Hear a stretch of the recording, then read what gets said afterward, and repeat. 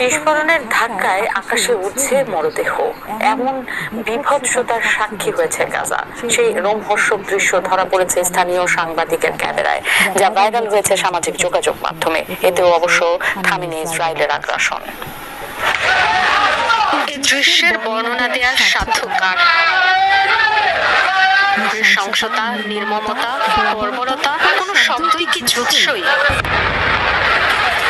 সিনেমার দৃশ্য নয়, আর্টিফিশিয়াল ইন্টেলিজেন্সের ব্যবহারও নয়। বিস্ফোরণে বিধ্বস্ত ভবনের উপর কালো ধোঁয়া, তারই মাঝে খেয়াল করলে চোখে পড়বে উড়ন্ত মানবদেহ। বোমার আঘাতে ক্ষত বিক্ষত ছিন্ন ভিন্ন মানবদেহ। যুক্তরাষ্ট্রের দেয়া মিসাইল ব্যবহার করেছিল ইসরায়েল। বাস্তুচ্যুতদের স্থলে ছোড়া হয়েছিল সেই বিধ্বংসী ক্ষেপণাস্ত্র। এতটাই তীব্র এর বিস্ফোরণ, যার প্রভাবে এমন বিভৎসতা। স্থানীয় সাংবাদিক